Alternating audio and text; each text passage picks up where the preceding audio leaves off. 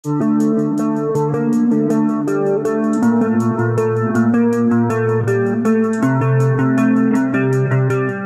intip peluang tutup putaran pertama di 4 besar.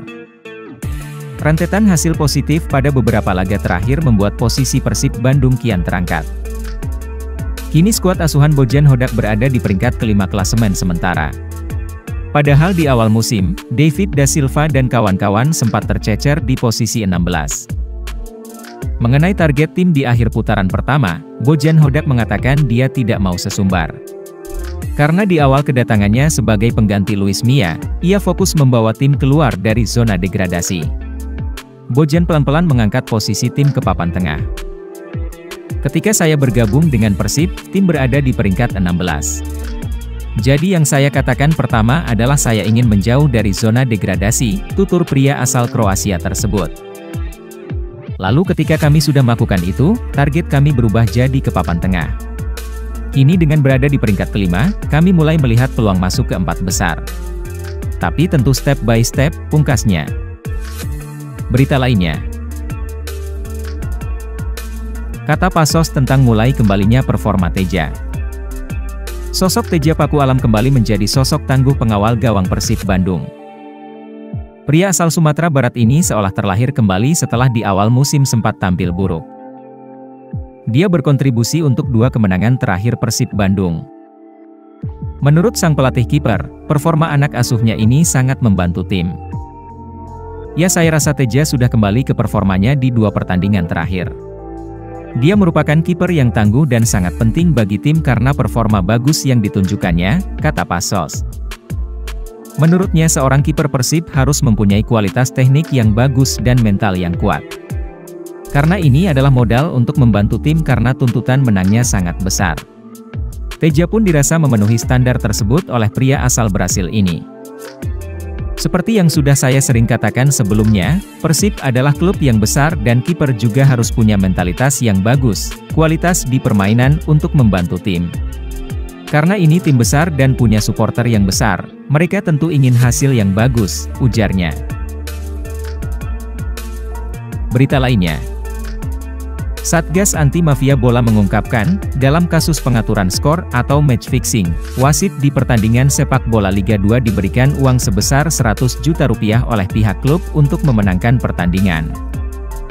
Wakabareskrim Polri, Irjen Asep Edi Suheri selaku Kasatgas Anti Mafia Bola menyampaikan, berdasarkan pengakuan dari pihak klub, mereka telah mengeluarkan uang sekitar 1 miliar rupiah untuk melobi para wasit di sebuah pertandingan.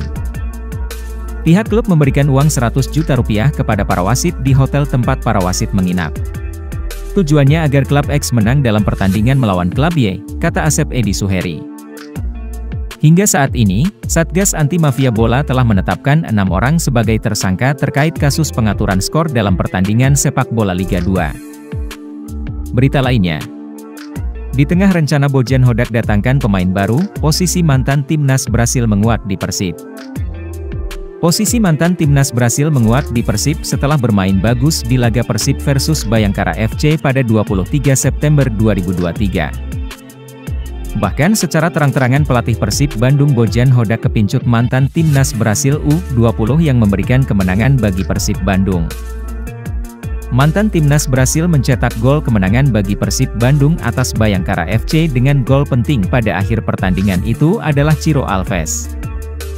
Sementara itu, opsi datangkan 2 pemain baru Persib di putaran kedua kian mencuat, karena Bojan Hodak memiliki kebiasaan jika mendatangkan asisten pelatih baru maka akan diikuti datangnya pemain baru berposisi gelandang atau striker. Goran Paulik adalah asisten pelatih Persib yang baru untuk membantu Bojan Hodak dalam persoalan taktik dan mempertajam lini serang Persib. Beberapa opsi yang dikait-kaitkan pemain incaran Persib Bandung diantaranya ada nama Pluim. Krisis finansial PSM bisa dimanfaatkan Persib untuk menggaet Wiljan Pluim. Seperti diketahui, Pluim akhirnya menepi setelah PSM datangkan pemain barunya beberapa pekan lalu. Pluim juga tak nampak ikut latihan, bahkan tidak ikut rombongan tim di beberapa pertandingan PSM. Sejatinya kedekatan Pluim dengan Bojan akan menjadi jembatan Persib untuk memboyongnya. Walau saat ini usia Pluim sudah 34 tahun, namun Bobotoh menilai, Pluim masih bisa bersaing hingga 2 tahun ke depan. Kemudian, nama kedua yang dikaitkan dengan Persib adalah Ezechiel Nduasel. Nama Ezechiel sudah tak asing di telinga bobotoh. Eze adalah mantan terindah bobotoh di masa keemasannya. 36 gol sudah ia torehkan bersama Maung Bandung sejak 2017 sampai 2020.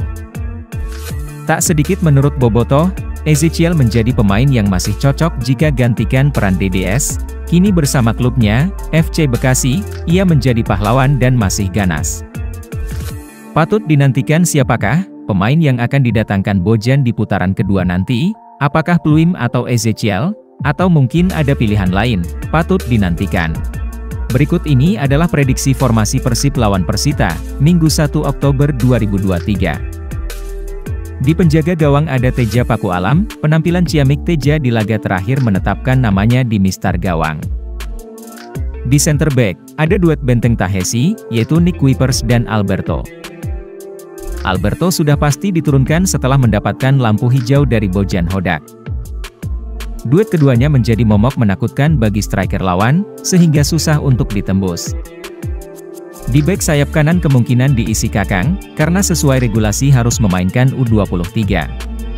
Sementara di bek sayap kiri ada Daisuke Sato. Di lini tengah masih ditempati Klop dan Livai Madinda, namun jangan lupakan sang legend kitab yaitu Deddy Krosnandar. Di penyerang sayap kanan ada Ciro Alves sang pahlawan kemenangan saat menundukkan Bayangkara FC.